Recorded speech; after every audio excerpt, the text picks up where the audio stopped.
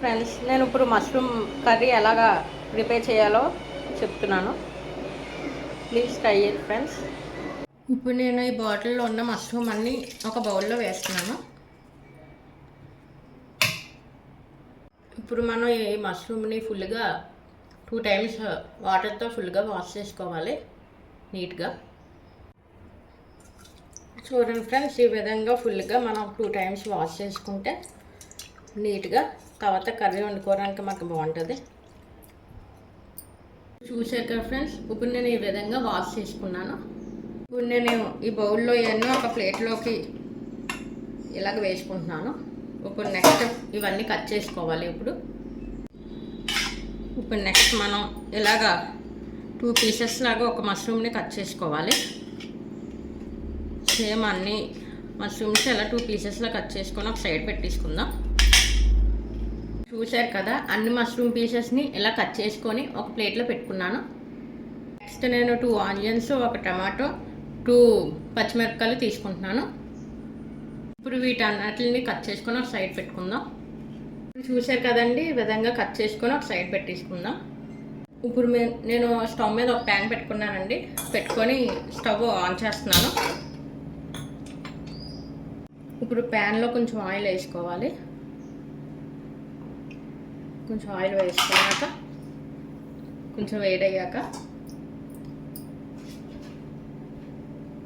ఇప్పుడు నేను ఇందులో ఆనియన్స్, పచ్చిమిరపకాయలు వేస్తున్నానండి.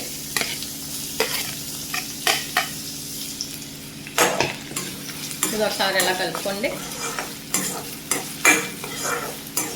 ఇప్పుడు ఇందులోకి ఒక 1/2 స్పూన్ పసుపు వేస్తున్నానండి.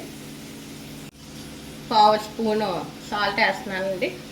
కాస్త ఉల్లిపాయలు త్వరగా మగ్గుతాయి. ఇలా ఒకసారి కలిపేసుకొని మీడియం ఫ్లేమ్లో పెట్టుకోండి స్టవ్.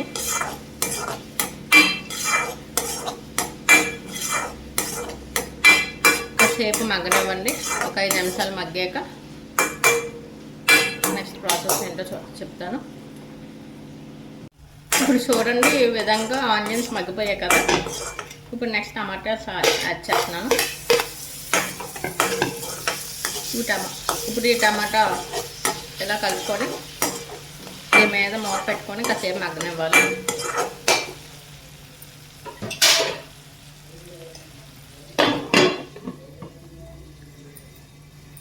మీడియం ఫ్లేమ్లో పెట్టుకొని కాసేపు మగ్గనివ్వండి. ఇప్పుడు మూత తీసి చూద్దాం. టమాటాలు ఈ విధంగా మగ్గిపోయాయండి. ఇప్పుడు 1 స్పూన్ అల్లం వెల్లుల్లి పేస్ట్ వేస్తాము.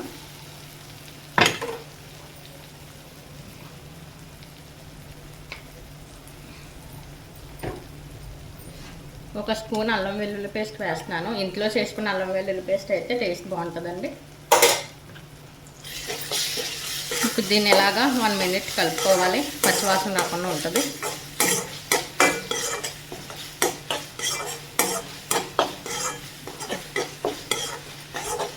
ఇప్పుడు నెక్స్ట్ ఇందులోకి మష్రూమ్స్ యాడ్ చేసుకుంటున్నానండి.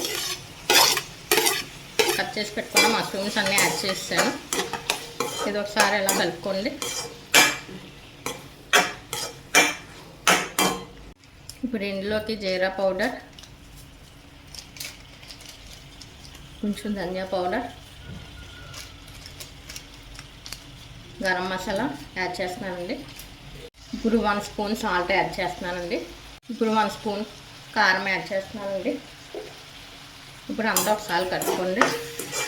మీకు రుచికి తగ్గట్టు కారం ఎక్కువ కావాలంటే కారం ఎక్కువ వేసుకోండి. ఉప్పు కూడా టేస్ట్ చూసి ఒకసారి ఇంకా సరిపోకపోతే వేసుకోండి. ఒకసారి అంతా కలుపుకోండి ఇలాగా. ఇప్పుడు 1/2 గ్లాస్ వాటర్ యాడ్ చేస్తున్నానండి.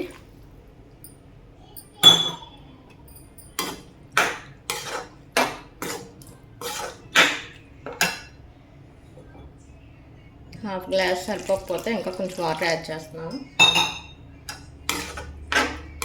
కాస్త నిండే వరకు కొంచెం వాటర్ వేయండి. తర్వాత మూత పెట్టి కాసేపు మగ్గనివ్వండి మీడియం ఫ్లేమ్లో. ఇప్పుడు చూడండి ఫ్రెండ్స్, ఒకసారి మూత తీసి చూద్దాం మష్రూమ్ మగ్గిందో లేదో. చూడండి కొంచెం ఆయిల్ పైకి తేలుతుంది, కొంచెం ఇలా దగ్గర పడింది.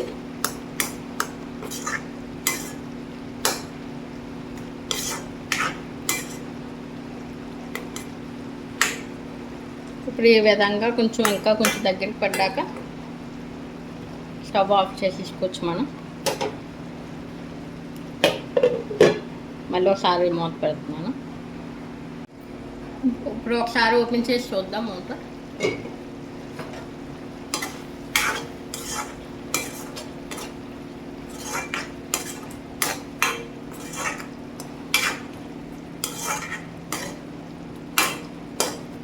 చూడండి ఫ్రెండ్స్, ఈ విధంగా అయిపోయింది.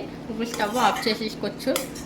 ఇప్పుడు ఈ మష్రూమ్ని మనం రోటీస్లోకి, కురకాలోకి, అన్నంలోకి ఎందులో అయినా వేసుకొని తినచ్చు, చాలా బాగుంటుంది. ఒకసారి ప్లీజ్ మీరు కూడా ట్రై చేయండి ఫ్రెండ్స్. ఇప్పుడు నేను ఒక బౌల్లోకి తీసేసుకుంటున్నాను కర్రీని.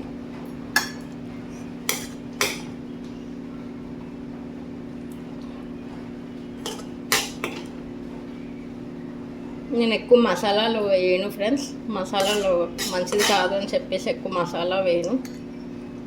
ఓన్లీ నాన్ వెజ్లోనే వేస్తాను, అదైనా చికెన్ మటన్ వాటిల్లోనే. మీకు ఈ వీడియో కనుక నచ్చితే ప్లీజ్ లైక్, షేర్ చేసి సబ్స్క్రైబ్ చేయండి ఫ్రెండ్స్. నా వీడియోస్ అన్నీ మీకు వస్తాయి. Thank you for watching my channel friends.